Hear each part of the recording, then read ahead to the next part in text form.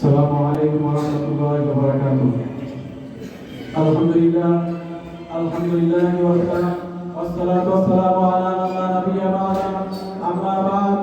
আউযু বিল্লাহি মিনাশ শাইতানির রাজীম। বিসমিল্লাহির রাহমানির রাহিম। কুল জাআল হাক্কু ওয়া যাহাকাল বাতিল ইন্নাল বাতিলা কানা যাহুকা। ওয়া ক্বালা an-nabiyyu সাল্লাল্লাহু আলাইহি ওয়াসাল্লাম আল উলামাউ ওয়ারাসাতুল আম্বিয়া।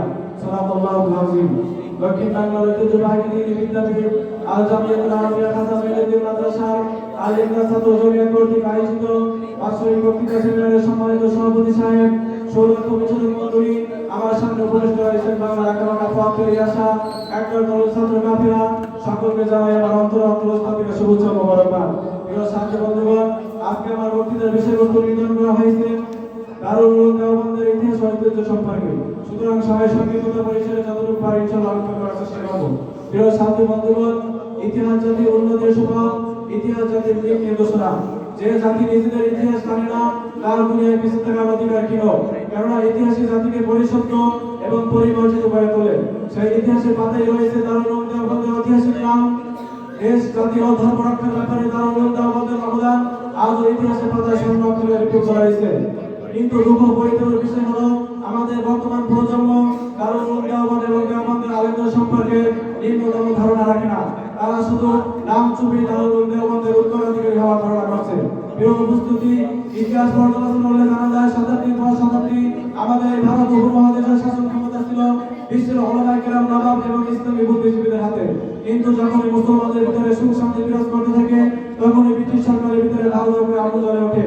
তাই তারা মুসলমানদেরকে সুযোগ সুবিধা দেওয়ার নামে 1601 খ্রিস্টাব্দে ব্যবসার উদ্দেশ্যে জুড়ে বসে আমাদের এই দেশে ধীরে ধীরে তারা তাদের আধিপত্য বিস্তার করতে থাকে।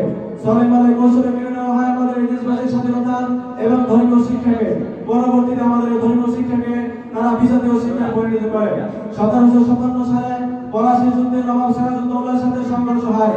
টানা 5 ঘন্টা যুদ্ধ করার পর সেনাপতি মীর জাফরের বিশ্বাসঘাতকতার কারণে মীর জাফর পরাজিত হয় এবং তাকে নির্মমভাবে হত্যা করা হয়। এরপরে আলেম ওলামাগণ নতুন সরকার গঠন করেন এবং যুদ্ধের জন্য পুনরায় প্রস্তুতি গ্রহণ করতে থাকেন। এরপরে মাওলানা আব্দুল গনি রহমাতুল্লাহি আলাইহি আত্মগোপন করেন এবং মদিনার উদ্দেশ্যে হিজরত করার জন্য প্রস্তুতি গ্রহণ করেন এবং কাসিম নানুতুবি রহমাতুল্লাহি আলাইহি আত্মগোপন করেন। এই কারণে পুরো ভারতবর্ষ ইংরেজদের দখলে চলে যায়। শুরু হয়ে যায় মুসলমানদের উপরে জুলুম নির্যাতনের নিষ্ঠুরতা চালানো। হাজার হাজার আলেমদেরকে ফাঁসির কাষ্ঠে ঝুলিয়ে আগুনে পুড়িয়ে গুলি করে নির্মমভাবে শহীদ করা হয়। কথিত আছে 1857 সালের পূর্বে দিল্লি শহরের ভিতরে 80,000-এর মতো মাদ্রাসা ছিল, কিন্তু একটি মাদ্রাসার অবস্থা ভালো ছিল না। এমনকি শাহ ওলিউল্লাহ মুহাদ্দিস দিলবি রহমাতুল্লাহি আলাইহি মাদ্রাসাকে ধ্বংস করে দেওয়া হয়। এমনি ভাবে প্রত্যেকটা মাদ্রাসাকে ধ্বংস করে দেওয়া হয়।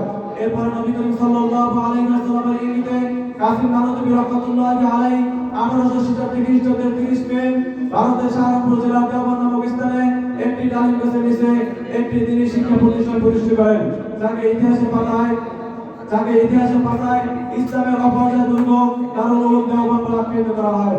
প্রিয় উপস্থিতি, পরিশেষে আমি বলতে চাই দারুল উলুম দেওবন্দ শুধুমাত্র একটি প্রতিষ্ঠানের নাম নয়, দারুল উলুম দেওবন্দ শুধুমাত্র একটি দরবারের নাম নয়, বরং দারুল উলুম দেওবন্দ তালিম তরবিয়ত তাজকিয়া এমনকি ইসলামের সকল বিষয় শিক্ষা দেওয়ার জন্য যে প্রতিষ্ঠানকে প্রতিষ্ঠিত করা হয়েছে তাকে দারুল উলুম দেওবন্দ বলে আখ্যায়িত করা হয়।